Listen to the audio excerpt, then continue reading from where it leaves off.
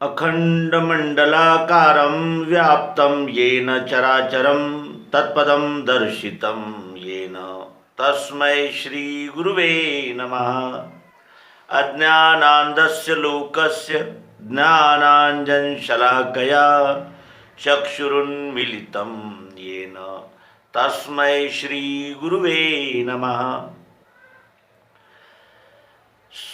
अध्यात्म विश्व विज्ञान यूट्यूब चैनल पर आप सभी का हार्दिक स्वागत है। मित्रों, जब हम अवतार ये शब्द का उच्चारण करते हैं तो फिर वो अयोनि संभव होता है, वो अचानक कारागृह में प्रकट होता है और इस प्रकार की मानिंदियाँ अंधश्रद्धाएं उफन आती है और इसी का लाभ लेकर लोग हमारे सनातन सिद्धांत को बदनाम करते रहते हैं। वास्तविक प्रकट होना क्या है, अवतार क्या है, अवतार का कार्य क्या है, अवतार क्यों आते हैं, अवतार आकर कौन सा कार्य करते हैं, इस विषय में हमें पूरी जानकारी नहीं होती। जिसने जो बताया, जहाँ कहीं हमने जो कुछ भी पढ़ा उसे ही सत्य मान लिया और फिर अपने ही धर्म के, अपने ही जिसे कहते हैं परंपरा का निंदा और परंपरा का द्वेष करने का कार्य हम करते हैं। अनेक जातियों में बटी हुई ये भारतीय सभ्यता अनेक देवता, अनेक बहुदेवतावाद और अनेक प्रकार के क्रियाकर्म, कर्मकांड, उपासना पद्धतियाँ और अनेक प्रकार की अंधश्रद्धाएं, रूढ़ी और परंपराओं में बिखरा हुआ ये विश्व का महान सनातन सिद्धांत इस तरह बदनाम होता है और उसी का लाभ लेकर जो जिनके पंथ में संपूर्णतया अंधश्रद्धा और अंधविश्वास के बगैर कुछ है ही नहीं, वो लोग इसका लाभ लेते हैं और हमारे सभ्यता, हमारी संस्कृति, हमारे सनातन सिद्धांत को बदनाम करते हैं और धर्मांतरण का धंधा जोरों से चल पड़ता है। आइए मित्रों, अध्यात्म विज्ञान में जीवन दर्शन इस स्वामी श्री जीवनानंद जी चैतन्य इनके लेख संग्रह का हम अवलोकन करें और इस लेख संग्रह में अवतार का जन्म कर्म का रहस्य इस शीर्षक से उन्होंने किए गए निर्देशों का हम अवलोकन करें, उन्हें हृदयस्थ करें और जहाँ कहीं ये अवतार के विषय में बातचीत होती है तब हम इसी मौलिक प्रत्यक्ष यथार्थ वर्णन और यथार्थ निरूपण को सदैव हृदयस्थ रखें और प्रतिपादन भी करें और अवतार क्या है ये जानकर अवतार कार्य के विषय में सदैव जागृत रहे, सहयोग करें। यह रहस्य रघुनाथ कर वेग न जाने कोय, जो जाने रघुपति कृपा सपने हो मोह न होए। रामचरितमानस के उत्तरकांड का 116वां दोहा यहाँ उपस्थित है और साथ ही गीता के चौथे अध्याय का 3रा श्लोक भी स्वामी जी यहाँ उद्धृत करते हैं। कहते हैं, स एवायम मया तेद्य योगा प्रोक्त पुरातना भक्तोसी में सखा चेती रहस्यम हेतदुत्तमम। अवतार भगवान या नारायण, यह नाम मानव शरीरधारी विशेष विभूति के उपलक्ष्य में तत्वदर्शी ब्रह्म ऋषियों ने दिए हुए सार्थक नाम है। ज्ञान, विज्ञान, आस्तिक्यवान, बौद्धिक उत्क्रांति की संपूर्णता में स्थित विश्व भाव की धारणा, ध्यान संयुक्त समाधिस्थ के प्रतीक, दृश्य, लक्ष्य, भावमय, संघात स्वरूप, विश्वरूप की ही घन सत्व शक्ति अर्थात ठोस सारभूत तेजांश जिस एक ही मानवीय पिंड स्वरूप घटक में निहित होकर उतरती है, उस शरीरधारी मानव को अध्यात्म शास्त्रज्ञों ने अवतार नाम दिया है। अवतार यह ऊपर से नीचे उतरना है। अवतार का यह अवतारण एको हम बहुश्याम के कारण है। अखंड मंडलाकार विश्व की स्वयंभू चक्राकार गति में योगर गच्छति उपरच दशा चक्र नेमी क्रमेण बीज वृक्षवत एकोहम बहुश्याम। स्वयंभू अनादि लीला है, जो एक ही सर्वशक्ति अपने में धारण करता है। इसी कारण से सर्वस्व भावो विभूति यह सार्थक नाम विशेष विभूति अवतार को दिए गए हैं।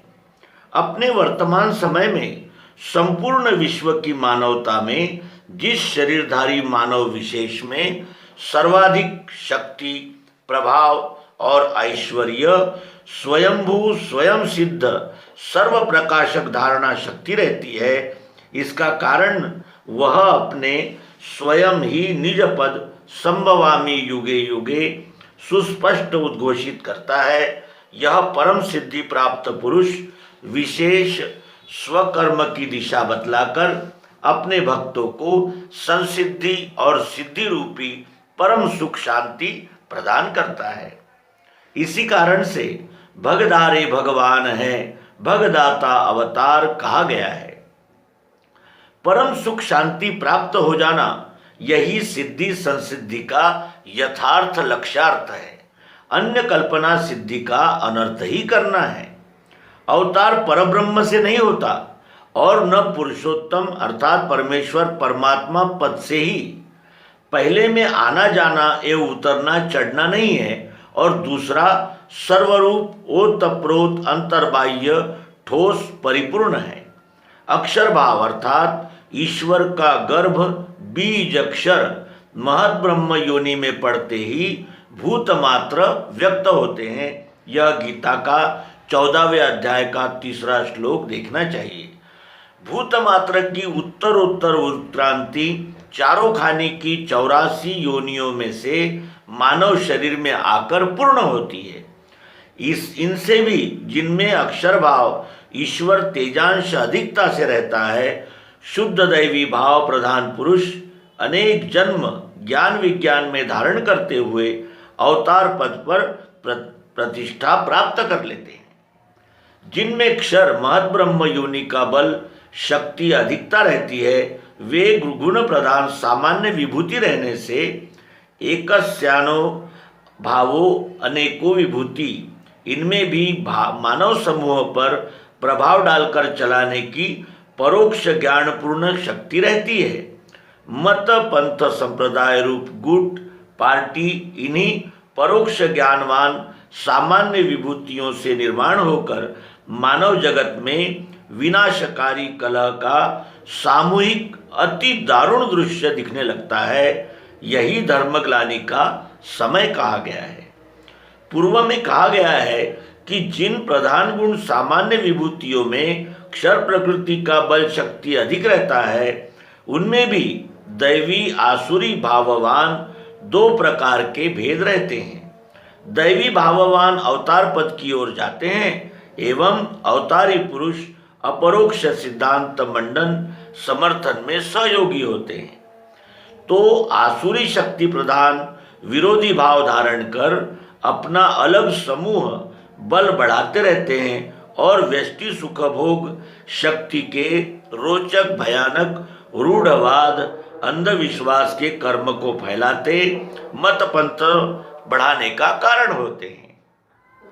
वर्तमान की तरह जब जब मानव जगत में व्यक्ति में समाज राजनीतिक एवं धार्मिक पार्टियों में आसुरी अत्याचार से सर्वत्र लूटपाट आगजनी अस्त्र शस्त्रों से परस्परों एवं सामूहिक राष्ट्रीय खतरों पर क्रूरतापूर्ण विनाशी दृश्य छा जाता है, और जब विश्व की साम्यावस्था स्थित मानवता अकुलाकर अधीर होकर घबराने लगती है, ऐसे ही युग अपक्रांति के समय में विश्व भाव की संपूर्ण दैवी शक्ति बल वीर्य ऐश्वर्य शक्ति धारण कर दैवी आसुरी संपत्ति का अपने ही स्वरूप विश्व रूप में समन्वयात्मक लय करने, साम दाम दंड भेद के पराक्रम से दमन करने, संभवामी युगे युगे परंपरा प्राप्त सिद्धांत रक्षण के लिए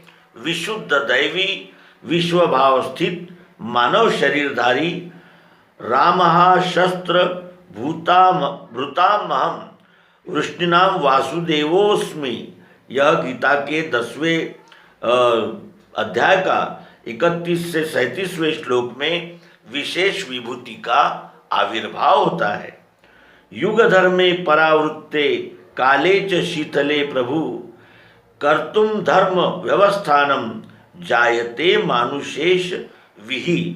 यह वायु पुराण का श्लोक यहाँ उद्धृत करते हुए स्वामी जी कहते हैं कि सामान्य विभूति एक ही गुण प्रधान रहने से एक गुण का एक देशीय कार्य करती है, तो विशेष विभूति त्रिगुणातीत रहने से सार्वदेशीय, सार्वजनिक, सार्वकालिक, सार्वभौम मानव धर्म स्थापना का कार्य करती है, जिसमें हिंदू, मुस्लिम, जैन, यहूदी, सिख, पारसी, ईसाई आदि सभी कल्पित एक देशीय मत पंथों का लय है। वही सार्वभौम मानव धर्म है, क्योंकि अंततः सभी मानव ही है। इत्यम कलौगत प्राये जने तु खर धर्मणि धर्मत्राणाय सत्वेन भगवान अवतरिष्यति। यह भागवत का श्लोक यहाँ उद्धृत किया है। मत, पंथ, संप्रदाय आदि पार्टियों से रहित मानव धर्म की स्थापना का रक्षण ही है। यही भाव स्थित मानवीय विशेष विभूति के अवतार लेने का उद्देश्य है। सर्वधर्मान परित्यज्य मामेकम शरणं व्रज अहम त्वा सर्व पापेभ्यो मोक्षयिष्यामि मा शुचः। मत, पंथ, निर्गुण, सगुण, जड़ चैतन्य आदि मतभेद पार्टीवाद स्वरूप धर्मों को छोड़ मेरी शरण ग्रहण कर, क्योंकि धर्म संस्थापनार्थाय संभवामि युगे युगे। विश्व धर्म, मानवीय सार्वभौम धर्म की स्थापना हेतु ही युग संक्रमण समय में मैं अवतार धारण कर आता हूँ। अब अवतार की पहचान और अवतार रहस्य पर शास्त्रीय विवेक दृष्टि से विचार करें। ज्ञान, विज्ञान, वैराग्य, धर्म श्री विजयर्भगो ध्रुव ऐश्वर्य संपन्नो योगी च भगवान स्मृतः। ये विष्णु पुराण के 5वें अध्याय का 74वां श्लोक है। अध्यात्म शास्त्र, राजनीति, चिकित्सा, अर्थ, भूगोल, भूगर्भ, समाज आदि सभी शास्त्रों का एवं विश्व ही विश्वरूप परमात्मा है, इसका प्रत्यक्षीकरण युक्त यथार्थ दर्शन योग ही ज्ञान विज्ञान है। वैराग्य का क्या अर्थ होता है? वै अर्थात परे, राग अर्थात आसक्ति। संपूर्ण प्रकार के देखे और सुने एवं प्राप्त सुखों में तृष्णा, आसक्ति का अभाव हो जाना ही वैराग्य है। असक्त बुद्धि ही सर्वत्र जितात्मा विगत स्पृहा नष्कर्म्य सिद्धि परमाम संन्यासेनाधिगच्छति। यह गीता के 18वें अध्याय का 49वां श्लोक और साथ ही दृष्टानुश्रविक विषय वितृष्णायस्य वशीकार संज्ञा वैराग्यम। यह पातंजल योग के पहले अध्याय का 15वां श्लोक। तत् वैराग्यादपि दोष बीज क्षये कैवल्यम। ये पातंजल योग का 3रे अध्याय का 50वां श्लोक। सत्व पुरुषयो शुद्ध साम्ये कैवल्यम। यह पातंजल योग के 3रे अध्याय का 55वां श्लोक उद्धृत करते हुए स्वामी जी आगे कहते हैं कि सत्व अर्थात बुद्धि, पुरुष अर्थात ब्रह्म का साम्य, अखंड एक रूप स्थिर हो जाना ही केवल वैराग्य है। बुद्धि में स्थित होवे ये मैं ही संपूर्ण विश्व हूँ, अकंप धारणा बैठे गया द्वैत समाधि सो। यह सर्वांग योग के 7वें अध्याय का 7वां श्लोक है और यह सहज समाधिस्थ स्थिति, प्रज्ञा स्थिति ही अवतार का 3रा भग वैराग्य है। धर्म, यह अवतारी पुरुष ने धारण किया 4था भग है। परमात्मा पुरुषोत्तम के अक्षर भाव की विशेष तेजांश शक्ति अपने में जन्म सिद्ध स्वयं सिद्ध धारण करने से यद्यद्विभूति मत्सत्वम श्रीमद्दुर्जितमेव वा तत्तदेवावगच्छ त्वं मम तेजोंश संभवम।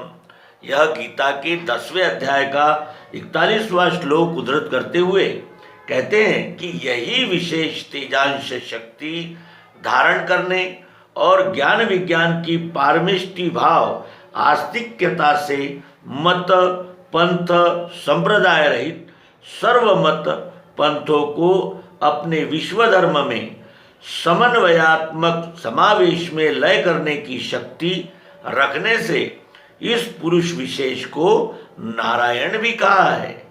धर्मोऽयं सार्वभौमो हि नारायण प्रकाशितः सत्प्रवृत्तिर्तबोधाय नर विभूति विवर्धनी।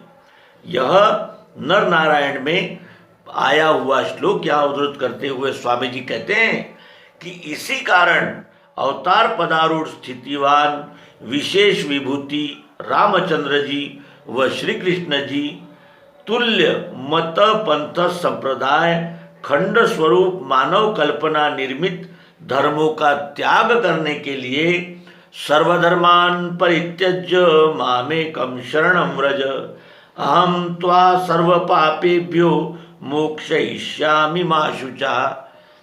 युगो युगों में धर्म संस्थापना के लिए मैं बार बार युगो युगों में आता हूँ, यह उद्स्फुरित घोषणा करता है, जिसकी पुष्टि का प्रमाण श्रीमद् भागवत में निम्न है।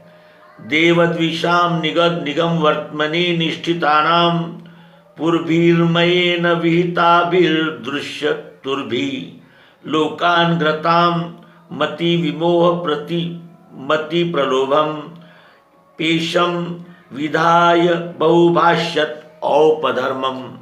इस प्रकार मानवीय विघटन के कलहकारी धर्मों से निकालकर औपधर्म अर्थात सनातन धर्म का उपदेश करता है।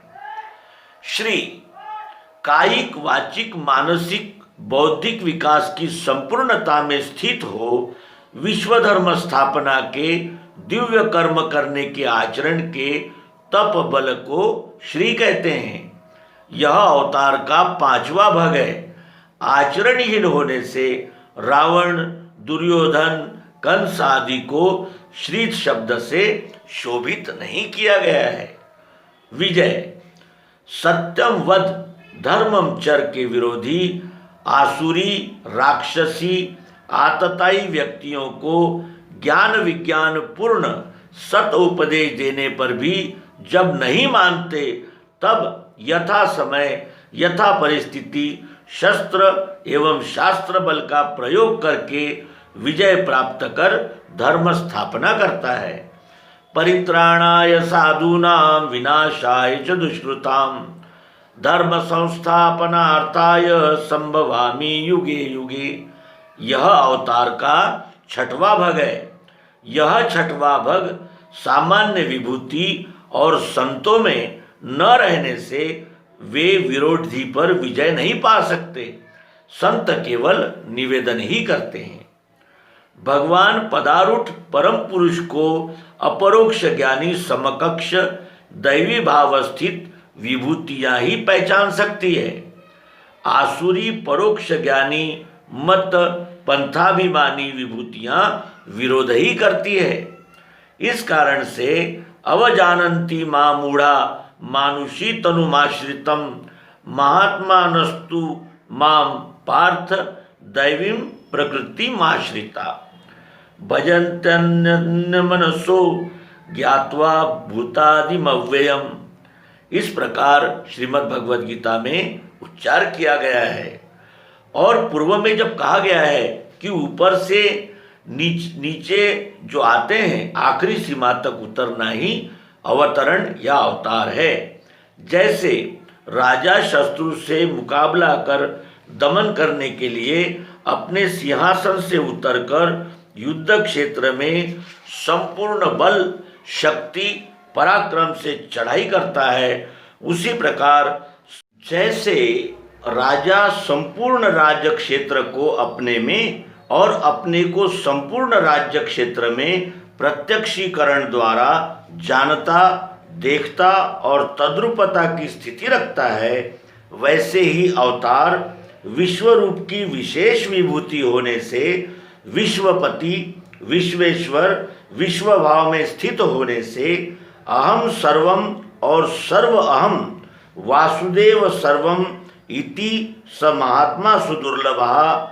विश्वरूप ही परमात्मा, परमात्मा ही विश्व है, इसका दिव्य चक्षु योग की प्रत्यक्षीकरण विधि से दर्शन बोध देकर और चातुर्वर्ण अर्थात गुण कर्म द्वारा विश्वरूप को जानकर अनन्य भाव से सेवा करना ही परम भक्ति है। सत विज्ञान बोध देकर अपना अवतार पद युगों युगों में सिद्ध करता है। 10 अवतार मालिका में भगवान श्री कृष्ण जी के पश्चात भगवान मायानंद चैतन्य ही नवम बुद्ध अवतार है। इन्होंने दिव्य दृष्टि, गीतोपनिषद, नर नारायण और चमत्कार निर्णय आदि ग्रंथों में अपना अवतार पद सिद्ध किया है। सात्विक श्रद्धावान मुमुक्षु उपरोक्त ग्रंथ अवश्य देखें। पूर्व में कह आए हैं कि अवतार मानव शरीरधारी व्यष्टि समष्टि से परे दोनों भाव अपने में लयकर पारमेष्टि पदारूढ़ विशेष विभूति है। अवतार के विषय में अपूर्ण ज्ञान से भ्रमित होकर प्रकृति नियम के विरुद्ध चमत्कार पूर्ण अनर्थ किए कर लिए जाते हैं। उस पर विज्ञान प्रिय विवेक बुद्धि से विचार करें। जेहि दिन से हरि गर्भ ही आए, भय प्रगट कृपाला, दीन दयाला, कौशल्या हितकारी। अवतार पिता द्वारा माता के गर्भ योनि से न होकर प्रकट होता है, इस कारण अयोनिज कहते हैं, ऐसा अज्ञानी जन भ्रम से कहते हैं। रामायण में खल, संत, धेनु, सुधा, विष आदि जड़ चेतन सभी प्रकट हुए लिखा है। गर्भ में रहने से अप्रगट यानी दिखते नहीं लेकिन रहते हैं। गर्भ से बाहर आने पर प्रगट अर्थात दिखने लगते हैं। बंदव विधिपद रेणु भवसागर जिन किन्न यह, संत सुधा शशि धेनु प्रगटे खल विष वारुणी, लता भवन से प्रगट भय तेहि अवसरा दोई भाई। यह रामचरितमानस के बाल कांड में जो वर्णन आया हुआ है उसकी ओर देखें तो प्रगट किसे कहते हैं जिसका स्पष्ट बोध हमें हो जाता है। क्षितिजल पावक गगन समीरा, पंचरचित यह अधम शरीरा, प्रगट सो तनु तब आगे सोया, जीवनित्य के ही कारण रोया। यह रामचरितमानस के किष्किंधा कांड में वर्णन किया गया है। जब तक वस्तु स्थूल नेत्रों से नहीं दिखती उसे अप्रगट कहते हैं, जब दिखने लगती है उसे प्रगट कहते हैं। श्री रामचंद्र को अवतार कहा है तो रावण, भक्त हनुमान जी, चमगीदड़ आदि पक्षियों को भी अवतार कहा है। नारद कर पुनि मोह पारा, कहे सि बहुर रावण अवतारा, राम काज लगी तब अवतारा, सुनत ही भयऊ पर्वताकारा। रामचरितमानस के किष्किंधा कांड में 29वें सर्ग में ये बात आई है। श्रुति गुरु निंदा जे शठ करही, ते चमगीदड़ हो अवतरही। उपरोक्त प्रसंगों के अनुसार अनेक प्रसंग ऐसे हैं जिसे यथार्थ न समझकर तद विपरीत अनर्थ ही कर लिए जाते हैं। अवतार के जन्म और कर्म के यथार्थ रहस्य को विवेक बुद्धि से समझना है। स्वयं श्री कृष्ण जी ने कहा है, जन्म कर्म च मे दिव्यमेवं यो वेत्ति तत्वतः, त्यक्त्वा देहं पुनर्जन्म नैति मामेति सोऽर्जुन। इस प्रकार अवतार के जन्म कर्म के रहस्य को यथार्थ रूप से न जानकर ब्रह्मपूर्ण कल्पना में फंसकर भटकने से मानव जगत की अशांति दूर नहीं हो सकती। अतएव विवेकी सज्जन यथार्थ जानकर भ्रम के बंधन से छूटे और दूसरों को मुक्त करने में सहयोगी बने। मित्रों, हम अध्यात्म विज्ञानमय जीवन दर्शन, यह केंद्रीय अध्यात्म विज्ञान शाला मानधाता ओंकारेश्वर के 5वें संचालक डॉक्टर श्री जीवनानंद जी चैतन्य के ग्रंथ का क्रमशः अवलोकन कर रहे हैं। इस अंक में हमने अवतार के विषय में विस्तृत जानकारी प्राप्त की और आप सभी से अनुरोध है कि आप भी इस लेख को व्यवस्थित और क्रमशः पूरा सुने, समझे और अवतार के विषय में प्रचलित मानिंदियों और अंधश्रद्धा से उभरकर वास्तविक अर्थ ग्रहण करें और धर्म संस्थापनार्थाय संभवामि युगे युगे इस अवतार कार्य को जाने समझे। धन्यवाद। नर्मदे हर। सद्गुरु भगवान की जय।